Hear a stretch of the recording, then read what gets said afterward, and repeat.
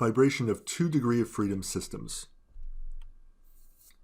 By the end of this section, you should be able to find the equations of motion for 2 degree of freedom systems using Lagrange equations. Using this equation of motion, you will be able to find the natural frequencies and the mode shapes for 2 degree of freedom systems. And you can construct the total solution for autonomous, conservative 2 degree of freedom systems, that is to say unforced and undamped 2 degree of freedom systems, and to be able to find the steady state solution to forced degree of freedom systems, specifically when the forcing is simple harmonic. And you will be able to design vibration absorbers for a 1 degree of freedom system by turning it into a 2 degree of freedom system. So as this section opens up Unit 2 of the course, let's see where we are in the grand scheme of what we're going to be looking at in this course. In the previous unit, we were entirely in the 1 degree of freedom branch under linear systems, which is going to be almost entirely what we look at in this course. So we are leaving the realm of the 1 degree of freedom system, and now we get to move into the realm of the 2 degree of freedom system. And also in this unit, in the next section, we're going to be looking at multi-degree of freedom, which is really just having more than 2 degrees of freedom. We're going to see a lot of repetition in the strategies we use in multi-degree of freedom systems to what we're going to see here in 2 degree of freedom systems. So we'll see a multi-degree of freedom is really just the generalization of the 2 degree of freedom system. And things will look different, definitely, with the 2 and the multi-degree of freedom systems than what we saw in the 1 degree of freedom systems. And we're going to see that the analysis we can do when we have more than 1 degree of freedom becomes much more challenging. We're going to be more constrained in the types of systems that we're going to be able to find closed-form solutions to.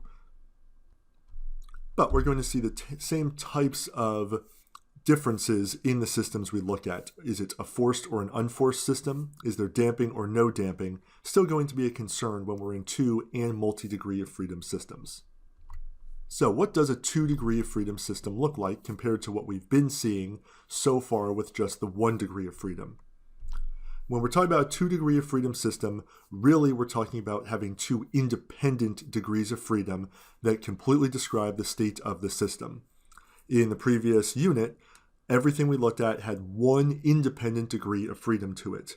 Now, sometimes we made extra degrees of freedom that helped us formulate the Lagrange equation and find the equation of motion, but in the end, when we formed that equation of motion, everything on the left-hand side was in terms of just 1 dependent variable. But now, the systems we're going to look at, we cannot fully describe with just a single variable. It's going to take 2 to have the states of the system described.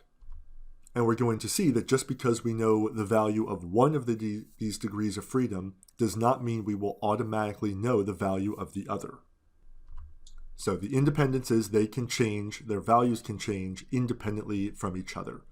So if we look at some simple examples here of 2 degree of freedom systems, here we have a half-car model as opposed to the quarter-car model that we were using in Unit 1, where we allow the vehicle to have a vertical displacement and we're going to allow it to pitch. So the displacement at A can be different than the vertical displacement at B. So we can independently move A up and down, and B is not going to be directly affected. So we can determine A without changing B. We can change B without changing A. So one way to be thinking about how do we test are they independent degrees of freedom or not is if we hold one of our degrees of freedom at 0, don't allow it to move, are we able to move another degree of freedom? In our 1 degree of freedom systems, no. Any degree of freedom that we held, that completely locked the system. There was no movement possible. We see here in the half car that no, A and B can move independent of each other, and it can, if we know A and we know B, or their vertical displacements, we're going to know the state of the entire system. Alternatively, just because it's 2 degree of freedom does not mean that it is a unique 2 degrees of freedom that we can choose that completely describes the system. Alternatively, we could look at, let's say, the center of gravity. We could look at what its vertical displacement is, and we could look at the angle that the line AB makes with the horizontal, and those could be an alternate 2 degrees of freedom that would completely describe this system. So we can have coordinate transformations just like we did with 1 degree of freedom systems, where there's an infinite number of pairs of degrees of freedom that completely describe the state of our system. If we move over to, in this example, for A and B, describing really the same system here, we can move this mass left and right horizontally, and that can be done independently of moving it up or down. So in a simplified diagram here, we can simplify all of these springs to a single equivalent spring that's horizontal and a single spring that is vertical, and we can move it in the x direction independently of the y direction. Again, if we hold one of them at 0, how can we move the system still? Let's say that the vertical position is held at 0. Well, the mass can still move left and right.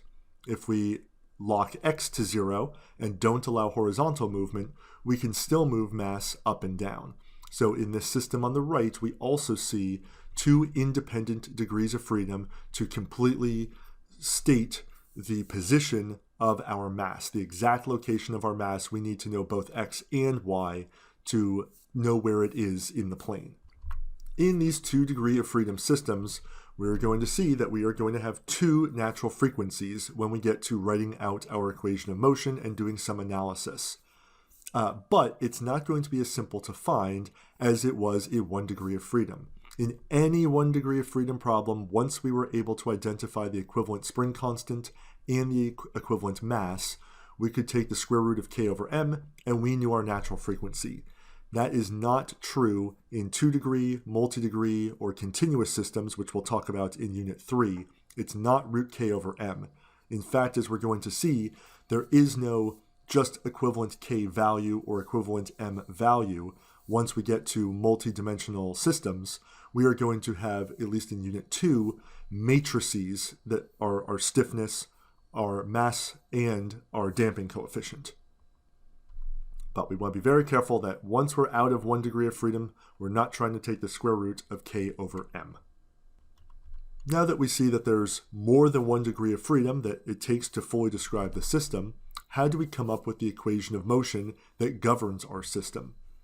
Well, with the 2 degrees of freedom, we are going to have 2 equations of motion instead of just 1. And in fact, as we go up in degrees of freedom, we're going to have as many equations of motion as we have degrees of freedom in our system. And how do we get these equations of motion? Well, we can still use Newton's laws, and we did look at multi-degree of freedom systems when we were in system dynamics, and we were able to use Newton's laws to get several equations of motion to describe our system. For most of the problems, though, in this course, I'm going to recommend using Lagrange equations in order to get the equation of motion. Since we're only going to be looking at linear systems in this course, at least in this unit, we're going to be able to write every equation of motion in this form. And it's going to look very familiar to what we saw for the 1 degree of freedom system. It's just that we are now expanding the dimensionality of all of our properties. So we're going to see here, we now have a mass matrix times our acceleration vector, plus a damping coefficient matrix times our velocity vector, plus a stiffness matrix times our position vector is equal to our force vector. So everything is going to increase in dimension, so this is now a vector equation, or a matrix equation, and when we're in 2 dimensions, or 2 degrees of freedom, we're going to see that all of these modeling parameter matrices are going to be 2 by 2. So a 2 by 2 mass matrix, coefficient of damping, and stiffness matrix are all going to be 2 by 2. And once again, we're going to see as the degree of freedom goes up and we get higher and higher dimensions, the size of these matrices in the next section is going to also increase. But again, we want to note the acceleration, the velocity, the position vector, these are going to be 2 by 1 vectors, as we're going to have 2 states or 2 independent degrees of freedom in our system. We're also going to note that this m, the c, and the k matrices that we produce in this equation of motion are going to be symmetric. And testing them for symmetry is going to be a good first check to make sure that we're on the right track of having the right equation of motion for our system. If any of them is not symmetric, then we did something wrong in our modeling step, or maybe we did some of our math incorrectly.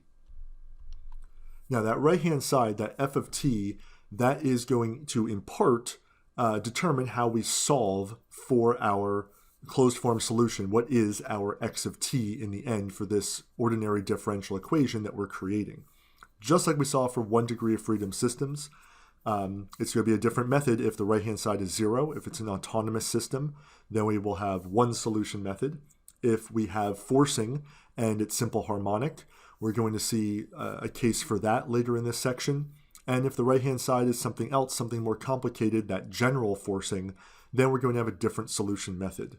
For this course, once our right-hand side falls into that general forcing category, we are only going to solve it using a numerical solution. However, closed form solutions do exist for things besides simple harmonic forcing. We just won't cover them in this course. So how do we get that equation of motion using Lagrange equations? Actually, it looks basically the same as what we saw for 1 degree of freedom in this general setup here, that we still want to form our kinetic energy, T, our Rayleigh dissipation term, R, and our potential energy, V. And on the right-hand side have our forcing. Now, this is the most general case where we have a forced system, so the right-hand side is not 0, and we have dissipation, so R is not 0. But the difference is going to be when we write our T, our R, and our V equations for those energies, they're now going to have 2 independent degrees of freedom in them. We're not going to be able to boil them down to just 1 like we did in Unit 1, where we expressed it all in 1 common degree of freedom. So notice what we're going to do here. When we do this differentiation step to get an equation of motion of the 2 that we're going to get in this section, we're going to do the differentiation 1 time with respect to our first independent degree of freedom. That's going to give us our first equation of motion. But then we're going to go through it a second time, but we're going to differentiate with respect to our second degree of freedom. So that's what these x sub I terms are, is which degree of freedom are we differentiating with respect to. So that's how we get 2 equations of motion out of our system, is which variable are we doing our partial differentiation with respect to.